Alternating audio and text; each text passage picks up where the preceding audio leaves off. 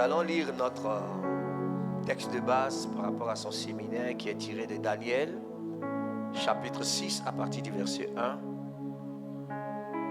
Daniel, chapitre 6, à partir du verset 1, ça va être notre texte de base.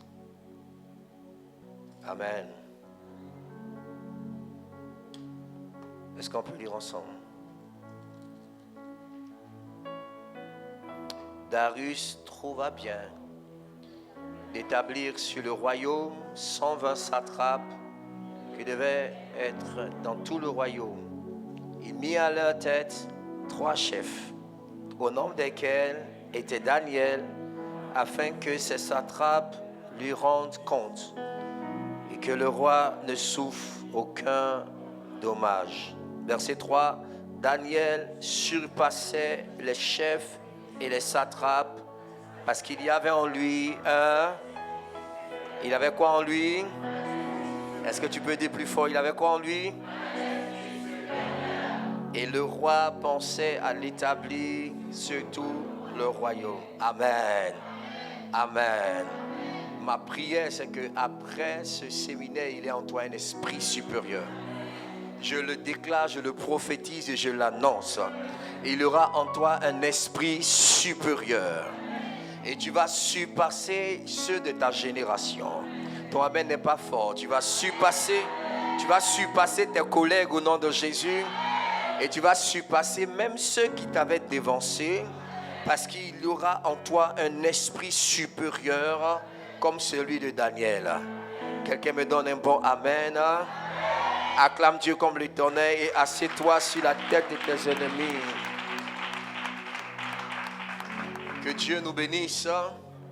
Alors, nous parlons sur le thème esprit supérieur. Alléluia. Dis à ton voisin esprit supérieur.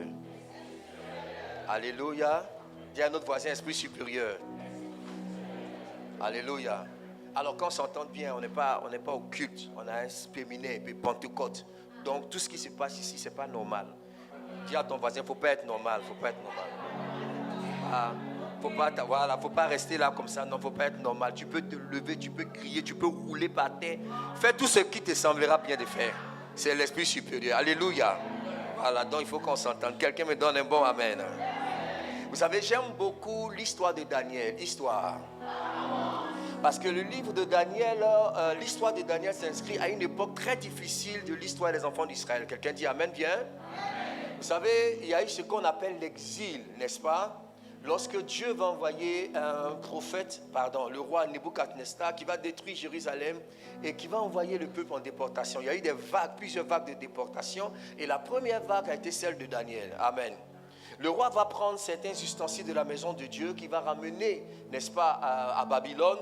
Et il va décider de prendre des jeunes gens très intelligents, très beaux, sans défaut corporel, afin que ces jeunes soient à son service. Et il va les former dans les lettres, dans la sagesse des Babyloniens, pour qu'ils puissent le servir. Donc Daniel sera pris, lui et ses 3 amis, vous les connaissez, ils s'appellent comment?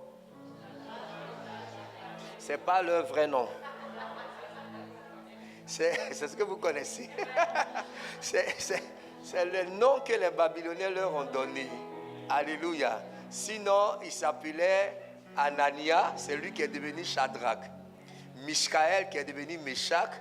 Et puis Azaria qui est devenu Abed-Nego. On est d'accord? Donc tous ceux qui s'appellent Shadrach, Meshach, là, ce n'est pas des noms juifs. Hein? Oh. On est d'accord, non? Ou bien, ce n'est pas des noms juifs, on est d'accord? Meshach, Shadrach même, ça va un peu. Mais celui qui s'appelle Abed-Nego, c'est compliqué. Je connais un apôtre, ça s'appelle l'apôtre Abed, ça fait fort, Abed-Nego. Mais Abed-Nego veut dire le serviteur du Dieu Nego. Ah, je n'ai rien dit, ne dites pas que c'est moi qui ai dit ça. Alléluia. Donc, il ne faut pas prendre directement les noms bibliques comme ça pour t'appliquer, il faut chercher à comprendre pourquoi. Je ferme la parenthèse, non. Amen. Et donc Daniel va rester donc à Babylone et il va servir sous 4 empires, 4 rois différents. Dans l'histoire d'Israël, il y a eu des prophètes et on classifie les prophètes selon l'exil. Les prophètes pré-exiliques, les prophètes exiliques et les prophètes post. Vous comprenez ce que ça veut dire? Voilà, ça veut dire qu'il y a des prophètes qui ont prophétisé avant l'exil. Alléluia. Par exemple, prêchez avec moi aujourd'hui là, on prêche ensemble. On enseigne ensemble ce soir. Donnez-moi le nom d'un prophète pré-exilique. Je vous vois même pas, c'est ça qui me fatigue. T'as un descendre. J'aime quand on est ensemble. Oui, un prophète pré-exilique. Jérémie. Qui a dit Daniel là-bas? Non, pardon, après je prie pour lui à l'onction d'huile. Ah, personne n'a dit Daniel, ok. Donc, merci Jérémie. Jérémie était un prophète qui a prophétisé avant l'exil. On est d'accord? Voilà. Et puis il y a eu des prophètes qui ont prophétisé pendant l'exil. Par exemple.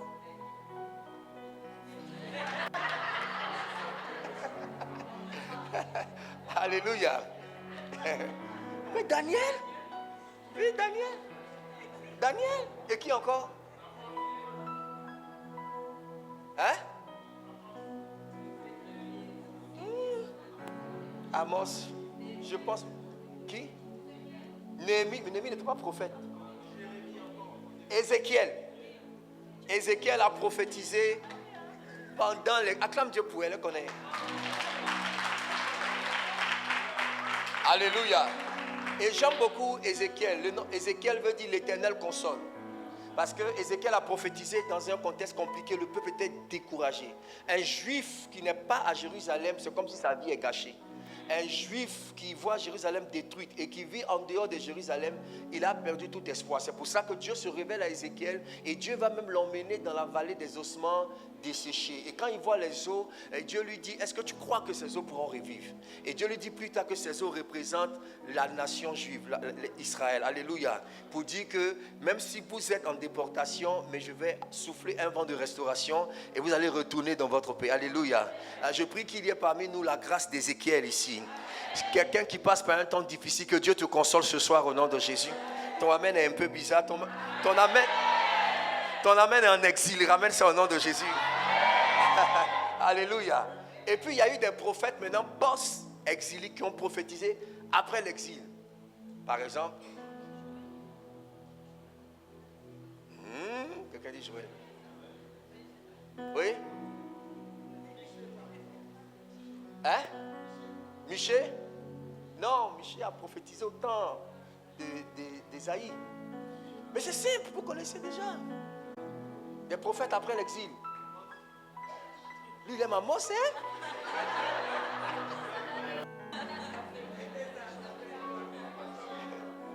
Oui.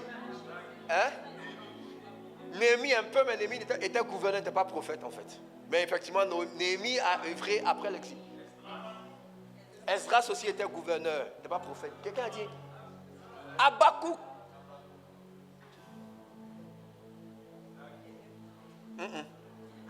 Pas Habakkuk. Hein? Malachi. Voilà. Malachi était un prophète post-exilique. Qui encore? Mais c'est tellement simple. Zacharie, les derniers livres de l'Ancien Testament, là, c'est eux là. Les Habakkuk, non pas Habakkuk. Malachi, vous me trompez aussi. Avec Zacharie qui ont prophétisé. Et puis Agé. N'est-ce pas? Agé, voici les prophètes qui ont prophétisé après l'exil. On est d'accord? Donc Daniel prophétise pendant l'exil. On est d'accord?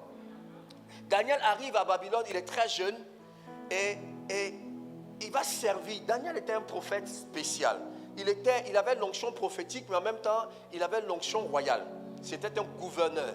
C'était le type de personne qui pouvait diriger le pays, mais avec vraiment une grande perspective prophétique. Et ma prière, c'est qu'il y ait des gens comme ça ici à Providence. Ton amen est un exil. Après ce programme, quelqu'un va recevoir sur sa vie l'onction royale, mais aussi l'onction prophétique. Quelqu'un me dit amen bien. Et donc l'histoire de Daniel nous amène à comprendre que la politique n'est pas démoniaque. Alléluia. Parce que c'était un très bon politicien. Donc un chrétien peut faire de la politique avec la perspective prophétique. Très très très important. Quelqu'un dit amen bien. Parce que si nous fuyons la politique elle ne nous fuit pas. Hein? Elle va nous faire. Quelqu'un dit amen bien. Oui, elle va nous faire. Donc il faut que nous puissions la faire. Quelqu'un dit amen. Donc Daniel était un chrétien, pour ne pas dire serviteur de Dieu, politicien, mais très prophétique. Alléluia. Et j'aime bien son histoire. Donc ils arrivent à Babylone dans un contexte très difficile, mais il prend la résolution de servir Dieu. Alléluia. De marcher avec Dieu. Et année après année, la gloire de Dieu va se manifester dans tout l'empire à travers Daniel. On est d'accord? Et c'est les gens eux-mêmes qui vont témoigner qu'il y avait en Daniel un esprit supérieur. Écoutez mon peuple de Dieu. Là où nous sommes arrivés là, vous n'avez pas le choix. Vous devez forcément devenir un esprit supérieur. Alléluia. Là où le monde est en train de partir, on n'a pas le choix. On n'a pas le choix. C'est une obligation. C'est pas dit non, non, tu dois être un esprit supérieur. Dis-moi amen, même si tu ne comprends pas encore ce que c'est, tu vas comprendre. Il est important. Et Dieu m'envoie en mission ici pour que après ces 3 jours, quelqu'un va passer d'un esprit inférieur à un esprit supérieur au nom de Jésus. C'est très important. Le monde est devenu très sophistiqué. Le diable ne se cache plus. Vous-même, vous voyez, vous savez. C'est la raison pour laquelle Dieu cherche des Daniel. Et nous sommes aujourd'hui les Daniel du temps prophétique de Dieu maintenant. Dis à ton voisin, toi et moi, nous sommes les Daniel. Nous sommes les Daniel. Alléluia. Nous sommes les Daniel. C'est pour cela que nous devons devenir des esprits supérieurs. Donc si on parle d'esprit supérieur, c'est parce qu'il y a un esprit inférieur. Hein? On peut parler un peu de cela? Vous savez déjà que nous sommes à la base des esprits. Amen. Pour bien comprendre l'enseignement, tu dois savoir que toi-même tu es un esprit. Tu es un esprit, et puis le Seigneur t'a donné une âme, et puis il t'a mis dans un corps. Vous savez ça, n'est-ce pas? C'est pour cela que quand Dieu vous parle, Dieu parle à l'esprit. On est d'accord? Quand Dieu se révèle à vous, il se révèle à votre esprit. Parce que tant que vous allez vous voir charnel, avec vos 1m60 et 80 kilos, vous allez toujours fausser les calculs de Dieu. Alléluia. Parce que quand Dieu se révèle à toi, il ne te parle pas de tes 1m80 ou 1m70.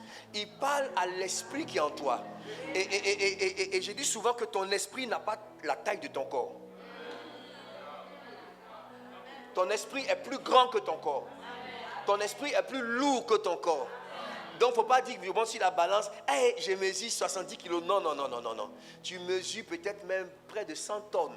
Parce que ton esprit est lourd. Quelqu'un me donne un bon amen. L'esprit est lourd. Voyez, l'esprit est très vaste. Et la Bible raconte l'histoire d'un homme qui était possédé d'une légion de démons. La question, c'est comment une légion de démons peut habiter un homme. Une légion, c'est un bataillon d'environ 6000 soldats. Donc 6000 démons habitent une seule personne. Bon, un démon quand même, c'est des anges déchus qui sont très grands, au moins 3 mètres. On est d'accord? Un peu plus grand que Goliath. Donc comment des individus de 3 mètres chacun peuvent habiter 6000 en un seul individu? Nous comprenons par là que la dimension spirituelle de l'homme est très vaste. Très vaste. Ça veut dire que pendant que vous êtes assis à me regarder comme ça, là, bien petit, là, mais votre esprit peut être plus grand même que tout Noisy le Grand. Ah, quelqu'un me dit amen. Et il y a beaucoup de compartiments dans votre esprit. Il y a beaucoup de dimensions dans votre esprit. Le problème, c'est que vous ne savez pas qui vous êtes. Alléluia. Et Dieu m'envoie en mission pour ouvrir vos yeux, pour que vous compreniez qui vous êtes à l'état spirituel. Est-ce qu'on peut parler? On peut parler?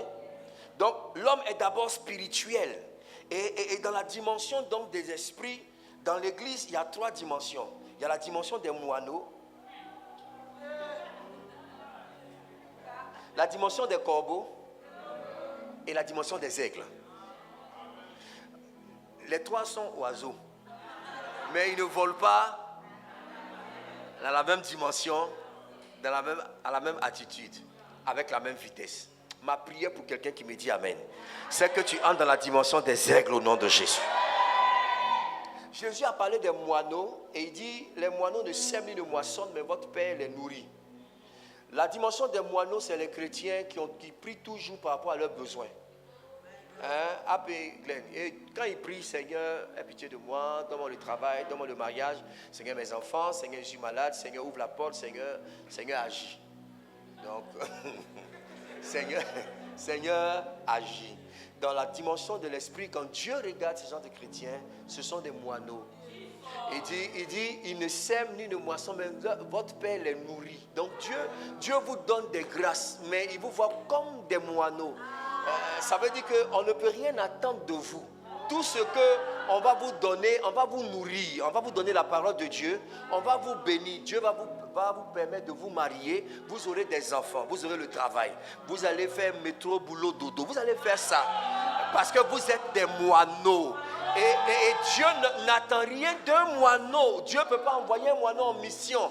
Parce que le moineau, lui, il est là seulement pour ses besoins. Il doit manger, il doit dormir, il doit se marier, il doit faire des enfants. Je prie pour que quelqu'un sorte de la dimension des moineaux ce soir. Donne-moi un amen et tu sors de cette dimension. Quelqu'un dit, je refuse d'être un moineau au nom de Jésus. Alléluia. La vie spirituelle ne consiste pas simplement à voir Dieu répondre à nos besoins. Sinon, c'est très élémentaire. Alléluia. C'est très élémentaire. Jésus dit, mais comment vous inquiétez-vous pour ces choses? Parce que même les païens là, c'est ce qu'ils respectent, c'est ce que Dieu leur donne. Il fait pleuvoir même sur le bon comme sur le méchant. Parce que les païens aussi, ils mangent aussi comme vous. Ils travaillent, ils ont aussi ils se marient comme vous. Ils ont ils se marient même plus même que nous-mêmes. Oui.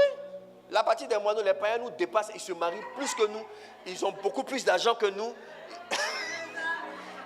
Ah mais oui. C'est vrai ce que je dis, non? Donc si nous restons dans la dimension des moineaux, on n'a rien fait. On n'ira nulle part parce qu'ils nous ont déjà dépassés. Oui. C'est pour cela que nous devons corriger notre évangélisation parce que parfois, notre évangélisation est une évangélisation de moineaux. Oui. Si tu viens à Jésus, tu vas te marier. Si tu viens à Jésus, il va te bénir. Si tu viens à Jésus, il va même te guérir. Donc le gars dit d'accord, je viens. Donc si j'arrive que Jésus maintenant m'a guéri, je fais quoi là? Tu m'avais dit que si je venais, il allait me donner le mariage. Je me suis marié, je fais quoi encore ici? C'est comme ça que les gens quittent nos églises. Alléluia. Et de deux manières. Parce que si je suis venu, parce que tu m'as dit que Jésus donne le mariage, je me suis marié, je n'ai plus besoin d'être là. Moi, non. Maintenant, si je viens aussi que le mariage aussi tarde, je ne reste pas ici, là. Donc, dans les deux cas, je pars. Ah ouais. Donc, il y a des comportements moineaux dans l'église. Il y a des prédications moineaux. Et puis, il y a des chrétiens moineaux. Mais ici, à Providence, il n'y a personne qui est moineau ici au nom de Jésus-Christ. Ton amen est suspect. Donne-moi un bon amen. La deuxième dimension, pasteur, c'est la dimension des corbeaux. Tu vois, les corbeaux, Dieu a utilisé les corbeaux pour nourrir Élie. Quelqu'un dit amen, hein? Tu vois? Dieu a utilisé les corbeaux pour nourrir. Ça veut dire que... Mais le corbeau, là, c'est un animal qui n'a aucune relation avec Dieu. Il est différent de la colombe. Tu vois? Mais on peut l'utiliser. Et il y a des chrétiens comme ça qu'on peut utiliser. Mais ils n'ont aucune relation avec Dieu. On peut les utiliser pour guérir des malades. On peut les utiliser pour chanter. On peut les utiliser même pour gagner des âmes. On peut. Ce sont des corbeaux. Mais ils n'ont aucune relation avec Dieu. Ils ne connaissent pas le Dieu véritable. Ils n'ont aucune profondeur. Est-ce que je parle à quelqu'un ce soir? Je parle à quelqu'un? Ce sont des corbeaux. Et il y a beaucoup de corbeaux dans l'église. Un corbeau peut chanter très bien pour Dieu. Un corbeau peut bien prêcher. Oui. Un corbeau peut faire des miracles. Oui. Mais c'est un corbeau. Nous, on le voit comme un nègre, mais c'est un véritable corbeau. Alléluia. Les corbeaux n'ont jamais causé avec Élie. Leur mission était d'apporter du pain et de la viande, puis ils partaient. Voyez, ce qui est bizarre avec notre Dieu, c'est que parfois, vous pouvez entrer dans une dimension fonctionnelle avec Dieu. Mais vous n'aurez pas le relationnel avec Dieu. Alors que quand vous marchez avec Dieu, la première des dimensions, c'est la dimension relationnelle. Avant la dimension fonctionnelle. Et je prie pour quelqu'un pour que tu puisses entrer dans la dimension relationnelle. Jésus a dit à ses apôtres, je vous ai appelé pour que vous soyez avec moi. Et ensuite pour vous envoyer prêcher. Donc d'abord c'était la relation, ensuite la fonction. Donc il faut quitter cette dimension fonctionnelle où je fonctionne avec Dieu, mais je n'ai pas de relation avec Dieu. Combien de prédicateurs aujourd'hui même lisent leur Bible seulement pour aller prêcher? Quand il a fini de prêcher, il ne lit plus la Bible. Tu es fonctionnaire de Dieu. Fonctionnaire. Que Dieu nous aide. Et ça c'est la dimension des moineaux. Et la troisième dimension, c'est la dimension des aigles. Alléluia. Et c'est notre dimension. Les aigles ont une relation avec Dieu. Les aigles sont complètement différents des autres oiseaux. Parce qu'eux, ils volent très haut. Quelqu'un dit Amen. Ce qui me plaît, c'est que les autres volent, mais les aigles, eux, ils planent. Et ma prière, c'est que tu arrêtes de voler, que tu commences à planer. Alléluia. Tu planes lorsque le Saint-Esprit commence à te prendre en charge. Quand le Saint-Esprit commence à conduire ta vie. Quand tu es conduit par le Saint-Esprit. La Bible déclare que ceux qui sont conduits par l'Esprit sont fils de Dieu. Parce que ce sont des aigles de Dieu. Ils peuvent planer avec Dieu. Quelqu'un dit Amen bien. Et ce soir, toi et moi, nous entrons dans la dimension des aigles au nom de Jésus. Dis-moi Amen bien. L'aigle est un animal très fort et très puissant. En fait, en même temps, très mystérieux. Vous le savez. Alléluia. Je ne vais pas enseigner sur les aigles ici, mais je suis toujours émerveillé par cet animal. Il est mystérieux d'abord par sa vision. Il est capable de voir précisément à des centaines de kilomètres. L'aigle est capable de chasser un lapin blanc dans la neige. Alléluia. Parce qu'il a une vision très très précise, une vision très profonde. Je veux prier qu'à ce séminaire de Pentecôte, le Seigneur touche tes yeux. Et tu ne dis pas Amen, mais Dieu va le faire. Dieu va toucher les yeux de certaines personnes qui vont commencer à voir précisément au nom de Jésus-Christ. C'est très important que le Seigneur touche tes yeux, que tu aies une vision prophétique et que tu vois de loin dans le nom de Jésus. L'aigle est capable de porter des proies qui dépassent son propre poids de 2 fois. C'est-à-dire que s'il fait 40 kilos, il peut soulever une poids de 80 kilos. Ouais. Il a une force extraordinaire. Une force extraordinaire. Alléluia. Alléluia. Et ce qui est très mystérieux et qui est vraiment propre à l'aigle, lui seul, c'est sa capacité à se régénérer, à rajeunir. Ouais, c'est le seul animal qui a cette grâce. Parce que l'aigle peut vivre environ 40 ans, mais il y a en lui un processus qui lui permet de se renouveler et de vivre encore 40 autres années. C'est pour ça que la Bible dit dans Ésaïe 40 que les jeunes gens se fatiguent, n'est-ce pas? Mais ceux qui se confient en l'Éternel renouvellent leur force et prennent leur envol comme des aigles. Et je prie que Dieu puisse renouveler tes forces à ce séminaire au nom de Jésus. C'est très important d'expérimenter cette dimension. Lorsque l'aigle arrive à 38 ans, 39 ans, il approche la quarantaine, il sait qu'il doit mourir. Et Dieu a mis dans son corps un processus naturel qui le pousse à la mort. Parce qu'il ne veut pas mourir. Alléluia. Et qu'est-ce qui se passe en fait? Ses plumes deviennent lourdes. Donc ça l'empêche de voler, d'aller très haut.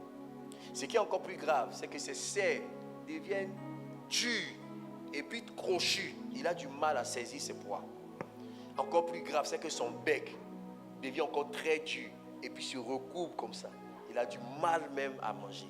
Là, il sait que il approche la mort. Et le dernier point, pasteur, c'est qu'au niveau de ses narines, il y a une couche qui pousse jusqu'à fermer ses narines. Il n'arrive pas à respirer. Ouais. Et quand c'est comme ça, quand il a envie de mourir, parce que personne ne voit l'aigle mourir, il va dans les endroits très reculés, dans les hauteurs, il se laisse tomber, il meurt. Ouais. Mais quand il refuse de mourir, comme toi et moi, nous refusons de mourir, parce que nous allons raconter les œuvres de l'Éternel, donne-moi un bon amen, tu ne mourras pas. L'aigle va en hibernation, il va dans les hauteurs, dans des montagnes, et il reste là 40 jours, sans manger, sans boire. Ouais, 40 jours. Et ce qui se passe, c'est que pendant ce temps-là, il frappe le rocher avec, je dirais, ses narines, de sorte que la couche qui avait poussé tombe. Ouais. Il commence à bien respirer. Après ces 40 jours, il y a un bec qui repousse, très aiguisé et très tranchant. Et ses serres repoussent. Et c'est pendant ce temps qu'il utilise son bec, il enlève les vieilles plumes et de nouvelles plumes repoussent. Après ces 40 jours, lorsqu'il sort, il peut vivre encore 40 autres années. Parce qu'il devient un jeune aigle. C'est pour ça que Dieu utilise cette image pour dire que ceux qui se confient en l'Éternel renouvellent leur force. Lorsque tu sais Dieu, il arrivera un moment où tu seras fatigué. Mais lorsque tu te confies en l'Éternel, Dieu va renouveler tes forces. Je suis en train de parler à quelqu'un qui est fatigué. Que Dieu renouvelle tes forces comme l'aigle ce soir. Dis-moi amen et Dieu te renouvelle. Dieu te renouvelle. Dieu te renouvelle. Dieu est le Dieu qui renouvelle. Quelqu'un dit amen bien. Est-ce qu'on peut avancer? Est-ce qu'on peut avancer? Alors, si nous comprenons donc que nous devons migrer dans la dimension des aigles, alors il nous faut absolument avoir un esprit supérieur. C'est quoi un esprit supérieur? On dit c'est un esprit. Hein? C'est quoi il avait dit là? Un mâle alpha, voilà. Alors, je nous pose la question. Selon vous, c'est quoi un esprit supérieur? Quand il a répondu, vous avez fait comme si vous connaissiez. Répondez. Quelqu'un dit c'est la partie là. Oui, répondez. C'est très simple, c'est pas compliqué, n'ayez pas peur. Oui, c'est quoi un esprit supérieur? Je mets la base et puis demain, on va décoller fort. Oui, un esprit supérieur. Un esprit d'excellence, super. De sagesse, de fidélité, esprit de grâce. Quoi encore? De force. Hein? De quoi? De discernement. Ok, d'accord. Donc tout ce que vous avez dit est juste. Amen. C'est juste. Avant de donner la définition, parlons d'abord d'un esprit inférieur. On est d'accord? Il y a 3 points qui caractérisent un esprit inférieur. Vous savez, lisons ensemble. Non, on ne va pas lire, on va lire rapidement. Vous connaissez l'histoire de papa Abraham? Hein? Histoire. Bon, son histoire ne commence pas en Genèse 18, Genèse 12, mais en Genèse 11. Vous savez ça? Oh. Bon, allons dans Genèse 11 rapidement. Seigneur, aide-nous.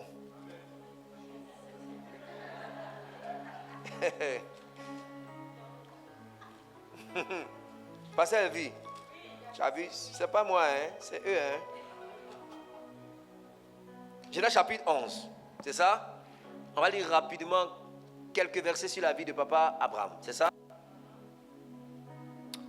Le verset 26. Voilà, c'est verset 26.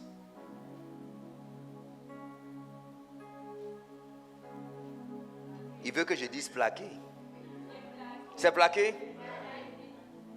Ok. D'accord.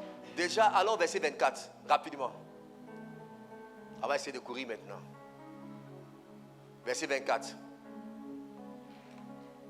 Parce que quand je presse tout, je dis on va courir.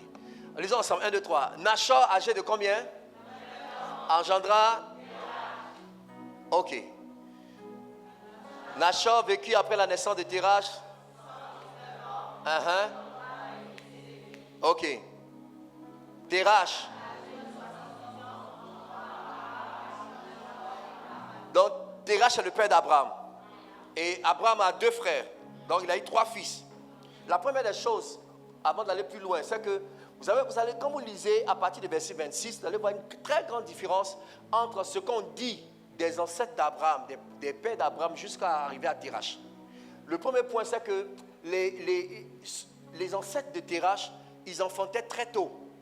Vous avez vu, il y a 25 ans, non? Lui, on l'a enfanté à quel âge? À quel âge? Lui, on l'a enfanté à quel âge? Son père à quel âge? 24 ans. Hein? 24 ans, c'est ça? Nachor, âgé de 29. Ah, c'est 29. Engendra qui? Donc, lui, son père l'a enfanté à 29 ans. Et lui-même, il va enfanter à 70 ans. Donc, à cause du temps, quand vous allez un peu plus, d'accord, plus en avant, vous allez vous rendre compte que c'était 24 ans, 25 ans, 26 ans, 29 ans. Et quand on arrive à Terach, 70 ans. Et quand on arrive à Abraham lui-même, ça c'est grave. 100 ans. Ça veut dire qu'il y a un problème qui avait commencé. Il y a un problème qui avait commencé. Pourquoi? Parce que Terach, le vieux là était compliqué. Le vieux là était un fabricant d'idoles, un vendeur d'idoles. Et donc l'idolâtrie qu'il a introduite dans sa famille a créé beaucoup de problèmes. Vous comprenez? Le problème c'est qu'il a commencé à avoir un retard dans sa vie. Là où ses pères enfantaient à 24 ans, lui là, il a enfanté à 70 ans. Je ne sais pas ce qui se passe dans ta famille, je prie au nom de Jésus. Que tout retard dans ta famille soit ôté au nom de Jésus. Ton amen n'est pas fort. Que le Seigneur enlève tout ce qui est retard dans ta famille. Alléluia. Et c'est pour cela que quand un problème commence, si le problème n'est pas réglé, il devient pire dans la famille des enfants, dans la vie des enfants. C'est pour ça que lui a 70 ans et son fils Abraham va aller jusqu'à 100 ans. C'est pour ça que Dieu fasse de toi un esprit supérieur pour régler les problèmes de ta famille. Quelqu'un me donne un bon amen. Maintenant, le temps est très avancé. Abraham va vivre avec son papa pendant 75 ans. Jusqu'à 75 ans. Vous savez, un esprit inférieur a 3 caractéristiques. La première, c'est que c'est un esprit qui est géré par des hommes. Ouais. Pendant longtemps, papa Abraham était géré par son père. Toute sa vie tournait autour de la vie de son père. Il ne pouvait rien faire en dehors de son père. La preuve, même son mariage. Combien parmi nous, on sait que Abraham a épousé sa propre soeur? Ça veut dire que c'est certainement papa qui a dit, il faut marier celle-là. Et puis il a épousé maman Sarah. Il n'y a pas d'autre femme, sa propre soeur. Pourquoi? Parce qu'elle était fille de Terach également. On est d'accord? Pour que Abraham devienne riche, c'est la richesse de Terach, son père. Pour qu'il se marie, c'est la fille de son père. Pour qu'il puisse se déplacer, il s'est déplacé avec son père. Donc, toute sa vie était dirigée par son père. Quelqu'un qui a un esprit supérieur, c'est une personne dont la vie tourne autour d'une autre vie. Et sans cette vie, tu n'as pas de vie. Je prie que Dieu te délivre au nom de Jésus. Donne-moi un amen comme le tonnerre. La deuxième chose par rapport à un esprit inférieur, c'est l'infertilité. Un esprit inférieur n'est pas productif. Et pendant longtemps, Abraham n'était pas productif. L'esprit d'infertilité, c'est que vous-même, quand vous regardez votre propre vie, vous vous rendez compte que vous ne produisez rien. Il y a une certaine infertilité qui vous caractérise à tous les niveaux. Alléluia. Ce n'est pas seulement l'histoire de faire des enfants, mais c'est l'histoire où toi-même, ta vie n'apporte rien. Ah, que Dieu nous délivre. Et il y a beaucoup de personnes comme ça qui ont une vie infertile. C'est-à-dire que le matin, ils se réveillent jusqu'au soir. Pendant une semaine, un mois. Qu'est-ce que tu as apporté à la société? Rien. Vous savez, la plus grande bénédiction, c'est la grâce de la contribution. Vous êtes bénis quand vous contribuez à la société. Vous contribuez à la famille. Vous contribuez à l'église. Dieu vous donne la grâce de contribuer. Ce qui fait que quand vous n'êtes pas là, on peut sentir votre absence. Mais quand vous ne contribuez pas, quand vous n'êtes pas là, c'est même un bon débarras. Je prie que Dieu t'accorde cette grâce. Alléluia. La Bible déclare que quand Tabitha est morte, les chrétiens disent, on a connu des morts, c'était pas grave. Mais elle, sa mort là, c'est trop grave. Pourquoi? Parce que Tabitha avait la grâce de la contribution. La Bible déclare que c'est elle qui s'occupait des veuves, des pauvres, des enfants. C'est elle-même qui payait les loyers des pasteurs. La mort de Tabitha allait provoquer d'autres morts dans l'église. Oui. C'est pour ça qu'ils ont... je prie que Dieu te donne la grâce de la contribution.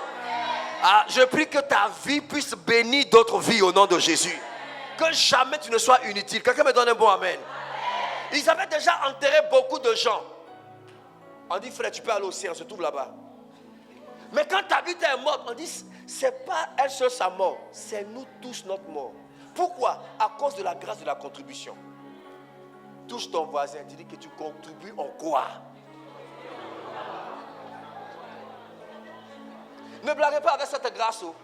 Développez ça. J'ai dit, même dans le couple. C'est-à-dire, on peut t'aimer jusqu'à... À un moment donné, si tu ne contribues pas, je te dis que la boule là va prendre la fenêtre. Moi, je te dis, sois la plus belle de l'univers. Si tu ne contribues pas, c'est pas question seulement d'argent, hein. Alléluia. Mais ta présence doit apporter quelque chose. Alléluia. Non. Ta présence doit apporter une certaine tranquillité à l'homme. C'est-à-dire quand il te voit, il est tranquille. Il sent déjà que ses prières sont exaucées. Il y a des femmes, quand tu les vois, elles représentent l'exaucement des prières. Est-ce qu'il y a des femmes là ici? Est-ce qu'il y a des femmes là ici? Il y a des femmes qui tranquillisent un homme. Il n'a pas besoin de son argent. Sa seule présence tranquillise. Oui. Je te dis. Quand elle est là, il est tranquille. Oui. Quand il rentre à la maison, qu'il la voit, il oublie tous les problèmes du dehors. Alléluia.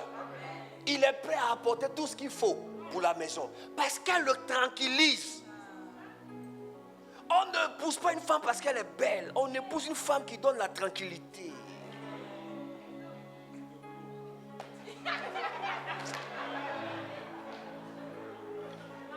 Est-ce que je parle à quelqu'un? Est-ce que je parle à quelqu'un? Il faut qu'il fasse un séminaire de mariage ici. Je sais que vous sortez d'un séminaire de mariage.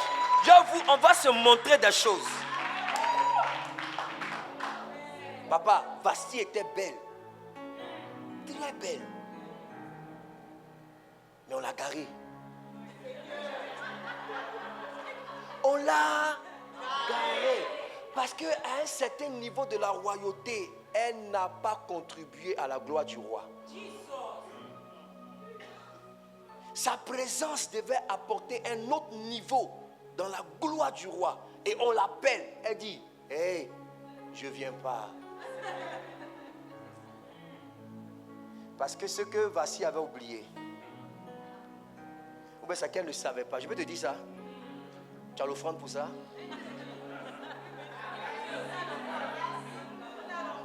Vous avez l'offrande pour ça? Alléluia. Ce qu'elle a oublié, ou ce qu'elle n'a pas bien compris, c'est quoi? C'est que... je peux te dire ça? Quelqu'un dit, hey Yahweh. Son époux était le roi, mais le roi n'était pas son époux.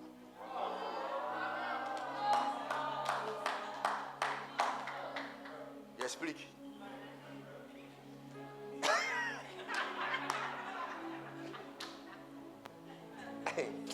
Regarde, son époux est le roi, mais le roi n'est pas son époux. Il y a une différence. Hein? Glenn est l'époux de pasteur Elvie. Mais pasteur Elvie, quand on dit pasteur Elvie, elle est pasteur avant d'être époux. On se comprend? Regarde, c'est ça qui a fait la différence avec Esther. Elle dit, je ne peux pas rentrer en présence du roi. Toi, tu vas être choqué, mais le roi, c'est son époux. Vous dormez ensemble, vous lavez ensemble. N'est-ce pas? Toi, tu vois ce que les autres ne voient pas. Elle dit que, hé, maman, ça c'est mon époux. Mais quand il est assis sur le trône, ce n'est plus mon époux. C'est le roi. Donc, je ne peux pas faire ce que je faisais quand je suis à la maison. C'est pour ça que Vasti a été garée, parce qu'elle a pensé que le roi était son époux, alors que son époux était le roi. Bon, si tu ne comprends pas, demain tu vas comprendre, demain tu vas comprendre, demain tu vas comprendre. Quelqu'un me donne un bon amen. Et c'est très important. Alléluia. L'enfant de l'évêque, c'est le fils de l'évêque. L'évêque n'est pas son papa. Alléluia. C'est pour ça que tu peux connaître le président. Tu peux connaître le roi. Et tu as dit que le roi, c'est mon ami. Mais toi, tu n'es pas son ami. On se comprend? Tu n'es pas son ami. Même si on fait l'école ensemble, tu n'es pas l'ami du roi. On se comprend? C'est la raison pour laquelle vous devez comprendre. J'étais en train de parler de la grâce. J'ai fini, il me reste 5 minutes. La grâce de la contribution. Il faut contribuer. Alléluia. Quand vous entrez dans le mariage, vous devez contribuer. Pas seulement l'argent, les idées, le soutien. C'est très important. Parce qu'un homme, là, il a besoin de 3 choses fondamentales. Je vais te dire ça. Tu as l'offrande.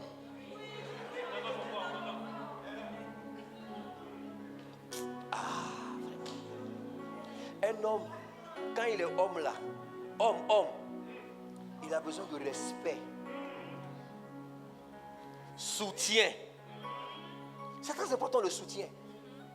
Quelqu'un qui est là, qui l'encourage. Tu vois un peu? Très important. Surtout le respect. C'est la nourriture des hommes.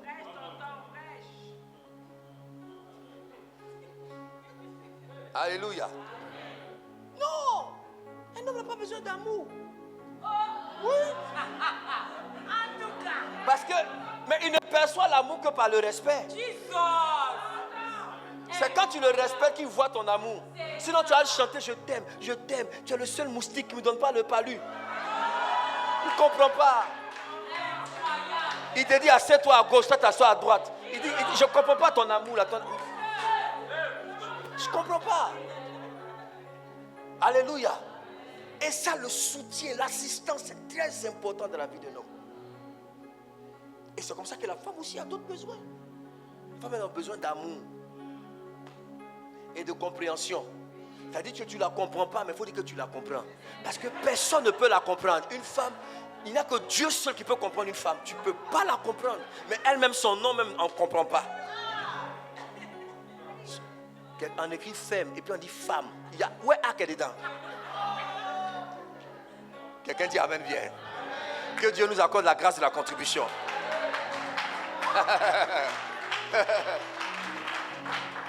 Si tu veux comprendre une femme, tu es perdu. Le 3e point. Il faut l'aimer comme ça. Glenn, il faut l'aimer. Il ne faut pas chercher à la comprendre. Hein. Il faut l'aimer. Je dis allons-y. Que Dieu nous aide. Le 3e point. C'est ça, non? Premier point, j'ai dit quoi? On va finir le 3e point. Hein? C'est? Qui parle de respect ici?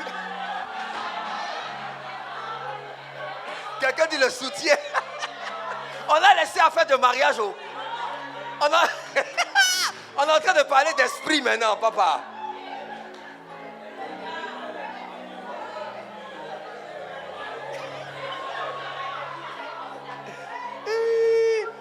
Non, il faut qu'on fasse des séminaires là. Hein. Ils ont oublié l'affaire de l'esprit. Ils sont rentrés, ils disent que le respect, l'assistance, pardon. On a fermé la parenthèse. On va toucher ça au séminaire. Au séminaire. Elle va montrer le temps ici. On est en train de parler d'esprit inférieur. Un esprit inférieur est caractérisé par quoi? Il dépend des hommes. Ça veut dire que pour qu'il soit content, quelqu'un doit lui donner la joie. Tu vois un peu, il y a des gens comme ça, il faut qu'on crée sa joie, sinon il est malheureux. Pour qu'il soit en paix, il faut qu'on crée sa paix. C'est un esprit qui dépend des autres, soumis aux autres. Même pour venir à l'église dimanche, on doit aller le chercher. Il ne peut jamais donner à Dieu de lui-même. On doit prêcher. Pasteur Martin doit faire une exhortation sur l'offrande. Pour qu'il vienne, sinon il ne se lèvera pas. C'est un esprit comment? Inférieur. Deuxième caractéristique, l'infertilité, le manque de contribution. Et la troisième caractéristique, c'est un esprit de non-accomplissement. C'est quelqu'un qui décide des choses qui n'aboutissent pas du tout. Regarde, Abraham avait l'intention avec son père d'aller à Canaan. Mais ils sont arrivés à Charan. Et son père s'est arrêté là. Et son père est mort là. Lisez bien le chapitre 11. Son père est mort là. C'est de Charan que Dieu se révèle à lui. Et Dieu lui dit, lève-toi et va à Canaan. Vous comprenez? Quand vous êtes un esprit inférieur, vous pouvez avoir de bonnes idées. En début d'année, les souhaits, les vœux, les prophéties. Mais ça ne s'accomplit pas. Il n'y a pas d'accomplissement. Pourquoi? Parce que l'esprit est faible, l'esprit est inférieur, l'esprit n'est pas puissant. Quelqu'un dit amen bien. Alors, c'est quoi un esprit supérieur? Je donne la définition et puis demain on va aller. On est d'accord? Pardon, ne manque pas demain. Viens toute ta famille parce que demain ça va être fort. Numéro 1, lorsque le Saint-Esprit vient loger en vous, vous êtes candidat à la dimension supérieure. Le Saint-Esprit est le Père des esprits. Et lorsqu'il vient, l'Esprit supérieur, c'est la connexion du Saint-Esprit avec votre esprit pour la gloire de Dieu. Voici la première définition. La connexion du Saint-Esprit avec votre esprit pour une expérience glorieuse. C'est comme ça que commence l'esprit supérieur. Alors que nous sommes en train de célébrer la Pentecôte, nous devons nous rappeler que le Saint-Esprit est descendu pour faire de nous des esprits supérieurs. Parce qu'avant qu'il ne vienne, nous étions tous des esprits inférieurs. Ce dont j'ai parlé tout à l'heure, c'était notre caractéristique à nous tous. Mais Dieu nous a donné son esprit pour qu'on devienne des esprits supérieurs. Et je vais à partir de demain donner les 10 caractéristiques d'un esprit supérieur. Avec la prière, pour que nous puissions expérimenter un shift, pour pouvoir devenir un esprit supérieur. Quelqu'un dit amen bien. Regardez l'histoire de Daniel. Daniel a bouleversé à lui seul et avec ses compagnons tout un empire. Pourquoi? Parce qu'il avait en lui un esprit supérieur. Alléluia. Daniel a fait des choses incroyables à Babylone. L'une de ces histoires, c'est Daniel qui a eu la capacité de pouvoir rêver le rêve de Nebuchadnezzar et lui donner l'explication. Incroyable. Alléluia. Au point où le roi dit, le Seigneur de tous les seigneurs, c'est le Dieu de Daniel. Le roi des rois, c'est le Dieu de Daniel. Après ce séminaire, quelqu'un va témoigner que c'est ton Dieu qui est le véritable Dieu. Je n'ai pas entendu ton amen. Après ce séminaire, quelqu'un se rendra compte que le Dieu que tu pries, c'est lui le véritable Dieu. Je prie donc que déjà Dieu nous fasse passer de la dimension d'esprit inférieur à la dimension d'esprit supérieur au nom de Jésus. Est-ce qu'on peut se tenir debout? On va prier juste 5 minutes et terminer. C'était donc l'introduction. Demain, Dieu nous fera encore grâce. Quelqu'un dit amen.